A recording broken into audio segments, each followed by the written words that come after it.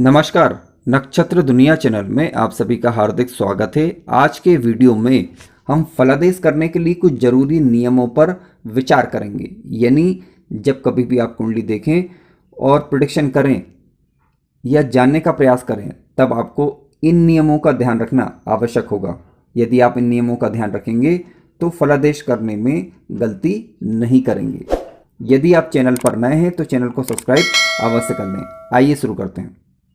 जब कोई ग्रह किसी भाव पर दृष्टि डालता है और वहाँ पर उसी ग्रह से संबंधित राशि लिखी हो तो वह उस भाव के लिए शुभ हो जाता है। फिर से सुनिए, यदि कोई ग्रह किसी भाव पर दृष्टि डाल रहा है, वहाँ पर राशि का अंक उस ग्रह का ही लिखा हो तो वह उस भाव के लिए शुभ हो जाता है।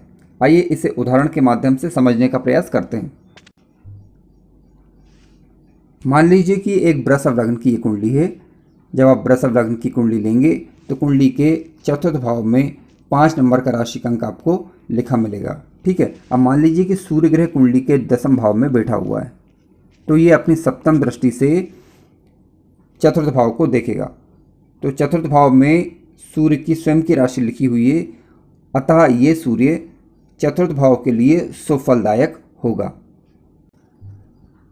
फलादेश करने के लिए दूसरा जरूरी नियम इस प्रकार से, त्रिकोण भाव के स्वामी सदा शुभ फलदायक होते हैं। यानी पंचम भाव का स्वामी और नवम भाव का स्वामी, इसमें आप प्रथम भाव का स्वामी यानी लग्न का स्वामी भी मान सकते हैं। तो ये सदा शुभ फलदायक होते हैं। कहीं पर भी बैठे, कुंडली के किसी भी भाव में बैठे, इनके फल सदा शुभ ही देखने को मिलते हैं। अब सवाल उठता है कि यदि ये 6वें, 8वें अथवा 12वें भाव में बैठ जाए तब क्या? तो देखिए, इनके फल तो शुभ ही होंगे, परंतु त्रिक भाव होने के कारण, यह कह सकते हैं कि बुरे भाव होने के कारण इनके बल में कमी आ जाती है। यानी उतना शुभ प्रभाव फिर ये नहीं दे पाते। हालांकि अशुभ प्रभाव भी ये नहीं देंगे, देंगे तो शुभ प्रभाव ही, लेकिन इनके शुभत्व में कमी आ जाती है।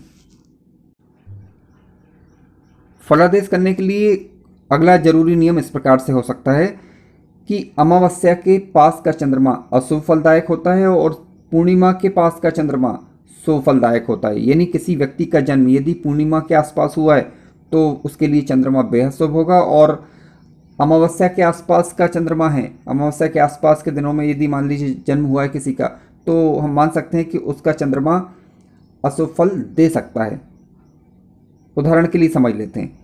मान लीजिए किसी व्यक्ति का जन्म जो है पूर्णिमा के पहले 10वीं को हुआ है, तो हम मान सकते हैं कि उस व्यक्ति का चंद्रमा शुभ है। क्यों? क्योंकि 10वीं के अष्टमी के बाद चंद्रमा लगभग कह सकते हैं कि आधे से ज़्यादा प्रकाशमान होता है। ठीक है। उसी प्रकार पूर्णिमा के बाद यानी पंचमी तिथि तक आप मान सकते हैं लगभग, तो कह सकते हैं कि हालांकि चंद्रमा का प्रकाश घट रहा होता है लेकिन फिर भी वह आधे से ज़्यादा होता है। उसी प्रकार अमावस्या की बात करें तो अमावस्या के निकट का जो चंद्रमा होता है वह कह सकते हैं कि अशुभ हो सकता है। अशुभ कहने का मतलब ये है कि ज़्यादा शुभ फलदायक वह नहीं होता। वजह उसकी ये क्योंकि चंद्रमा उस दौरान घट रहा होता है। अब चंद्रमा, इसके अलावा हम बात करें चंद्रमा की कि अमावस्या के बाद चंद्रमा बढ़ रहा होता है, हालांकि लेकिन इतना भी नहीं बढ़ पाता कि ताकि पूरी तरीके से प्रकाशमान हो जाए या आधा भी प्रकाशमय हो जाए, तो ये ठीक नहीं है। मित्रों, ध्यान रखें कि ये फलादेश करने के लिए कुछ जरूरी बातें हैं जिनका ध्यान हमें होना आवश्यक है, ताकि फलादेश में गलतियां होने की संभावनाएं कम हो जाए। अगली बात पर विचार करते हैं। बुध ग्रह, राहु और केतु, फिर से सुनिए, बुध, राहु और केतु जिस भी ग्रह के साथ होंगे वैसा ही फल देने लग जाते हैं। यानी राहु और केतु को तो कह सकते हैं कि छाया ग्रह माना गया है। ठीक है। और बुध एक ऐसा ग्रह है, यदि ये शुभ ग्रहों के साथ हो जाए तो शुभ फल देने लगता है, यदि अशुभ ग्रहों के साथ हो जाए तो अशुभ फल देने लगता है। तो हमें इस बात का ध्यान रखना है। यदि कोई ग्रह सूर्य के ज़्यादा नज़दीक आ जाए तो वह अस्त हो जाता है, और अस्त हो जाने के कारण वह अपना प्रभाव खो देता है, या कह सकते हैं कि उसका प्रभाव न्यून हो जाता है। यदि शुभ ग्रह हुआ तो शुभ प्रभाव कम हो जाएगा, और यदि अशुभ ग्रह हुआ तो अशुभ प्रभाव कम हो जाएगा। इसके लिए मैंने विस्तृत रूप से वीडियो बनाए हुए हैं, आप चैनल पर जाकर उन्हें चेक कर सकते हैं।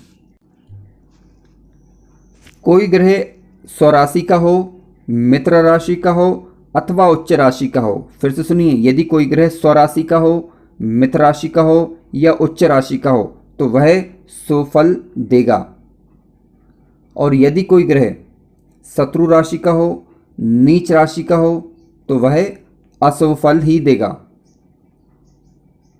कैसा शुभ फल देगा या कैसा शुभ फल देगा तो ये निर्भर करेगा कि वह किस भाव में जाकर, नीच राशि का हुआ है या शत्रु राशि का हुआ है या मित्र राशि का हुआ है या उच्च राशि का हुआ है या स्वराशि का हुआ है। ये निर्भर करेगा जिस भाव में बैठा है उस भाव से संबंधित। कुंडली के त्रिक भावों के स्वामी अपने स्थानों को छोड़कर यानी 6, 8, 12 भावों को छोड़कर अन्य कहीं पर बैठेंगे तो वह अशुभ फल देते हैं, बशर्ते अन्य स्थानों पर जहां पर वो बैठ रहे हैं वहां पर उनकी स्वयं की राशि ना हो। आइए उदाहरण के माध्यम से इसे हम समझने का प्रयास करते हैं। अब यहाँ पर समझने के लिए मैंने मेष लग्न की कुंडली ली हुई है। आप देख सकते हैं कुंडली के 6वें भाव में 6 नंबर का अंक लिखा है, यानी कन्या राशि हुई और इसका स्वामी ग्रह बुध ग्रह हुआ। अब मान लीजिए ये बुध ग्रह कुंडली के 10वें भाव में आकर यहाँ पर बैठ गया। अब क्योंकि ये बुध आपका 6वें भाव का स्वामी बन रहा है, ठीक है। अब ये 6वें भाव का स्वामी कुंडली के 10वें भाव में बैठेगा तो यहाँ पर ये दिक्कत पैदा कर सकता है। अब मान लीजिए कि यही बुध यदि कुंडली के 3रे भाव में आकर बैठ जाए तो ये बुध अब यहाँ पर दिक्कत नहीं देगा। क्यों? क्योंकि यहाँ पर बुध की स्वयं की राशि हुई यानी मिथुन राशि, तो मिथुन राशि में बुध स्वराशि का माना जाता है।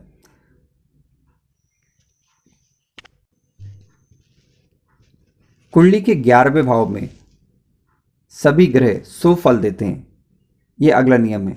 कुंडली के 11वें भाव में चाहे शुभ ग्रह बैठे चाहे अशुभ ग्रह बैठे, सभी ग्रह कुंडली के 11वें भाव में शुभ फल देते हैं। अगर यहाँ उन ग्रहों की राशि कुंडली के 11वें भाव में पड़ जाए तो काफ़ी अच्छा होगा। लग्नेश के मित्र ग्रह कुंडली के लिए शुभ फलदायक होते हैं। फिर से सुनिए, लग्नेश के मित्र ग्रह का तात्पर्य है कि तात्कालिक मित्रता उनमें होनी चाहिए, तो वह ग्रह कुंडली के लिए शुभ फलदायक होते हैं। कुंडली के लिए इसलिए बोल रहे हैं ताकि ये निर्भर करेगा, यानी पूरी कुंडली के लिए शुभ फलदायक होते हैं, यानी जहां पर भी वो बैठेंगे उस भाव के लिए तो शुभ फल करेंगे और उसका लाभ भी जातक को देखने को मिलता है। जीवन काल में जब कभी भी उन ग्रहों की दशा अंतरदशा आएगी तो वह अपने से संबंधित लाभ या जहां पर वो बैठेंगे उन भावों से संबंधित लाभ जातक को दे पाने में सक्षम होते हैं। मित्रों, इस प्रकार हमने आज फलादेश करने से संबंधित कुछ नियमों पर विचार किया। कार्यक्रम अच्छा लगा हो तो वीडियो को लाइक अवश्य करें और चैनल पर नए हो तो सब्सक्राइब जरूर करें। धन्यवाद।